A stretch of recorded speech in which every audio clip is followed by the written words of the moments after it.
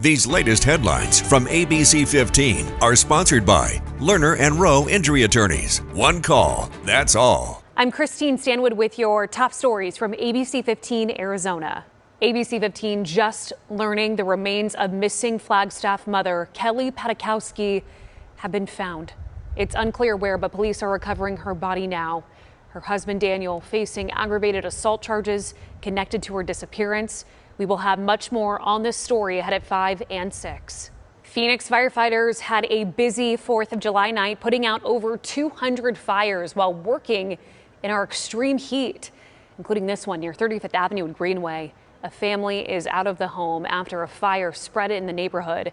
Sabrina Simmert says she and her family were at a 4th of July party when they got a call that their home had burned down. The family losing numerous pets, including a dog, cats, birds. They're now looking for help when it comes to the pets that did survive. Just looking for temporary placement for my 3 dogs and my tortoise, which were the only animals I was able to save. A second home was also damaged. The Phoenix Fire Department says this fire spread from a grassy area in the neighborhood to multiple homes. Neighbors say people were shooting off fireworks all night long, but the cause of this fire still under investigation. ABC15 obtaining shocking new video showing a group of Gilbert high schoolers barely escaping a garage as it catches fire. This is an update to the fire near Higley and Guadalupe we first told you about yesterday. Well, now Gilbert police confirmed 2 teens were arrested in the case. The homeowner telling ABC15 they confessed to setting off fireworks in the garage, knowing her daughter and 7 friends had just been inside, adding one of the suspects had previously harassed her kid. I told her, you know what, just block him, don't have anything to do with him, and then this happened. Never in a million years would I think that some teenagers would throw fireworks at a barn. Because who does that? Like, who does that? You know, obviously kids who think that they can get away with it.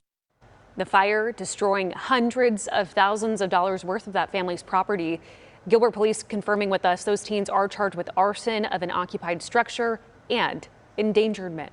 We now know a woman was detained overnight after a deadly shooting at the Renaissance Hotel near Central and Washington. Phoenix police say one man was shot and killed, another was stabbed after an argument turned violent. This was following a First Amendment demonstration. We're told that woman was released and is claiming she acted in self-defense.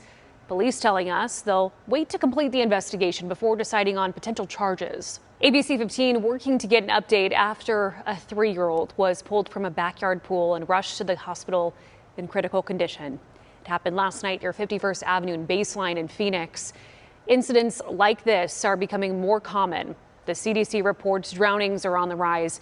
And already in the valley this year, we have reported on 14 drownings and 39 near drownings, all involving kids. This is an incredibly important warning as many try and cool off during this heat.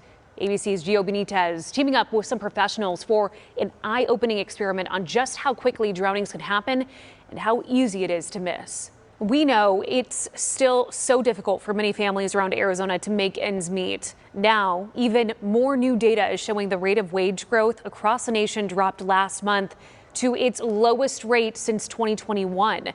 The average U.S. worker made $35 an hour last month, just a 10% improvement from the month before. The good news is that growth is still above pre-pandemic levels, but the slowdown goes hand in hand with a cooling jobs market. With your most accurate forecast, I'm meteorologist Jorge Torres. We are not escaping the 115-degree heat for the weekend. Starting off with temperatures once again in the lower 90s here in the valley on Saturday, climbing to 106 at midday and forecasting a high of 115, which is 1 degree shy of the record of 116 set back in 1942.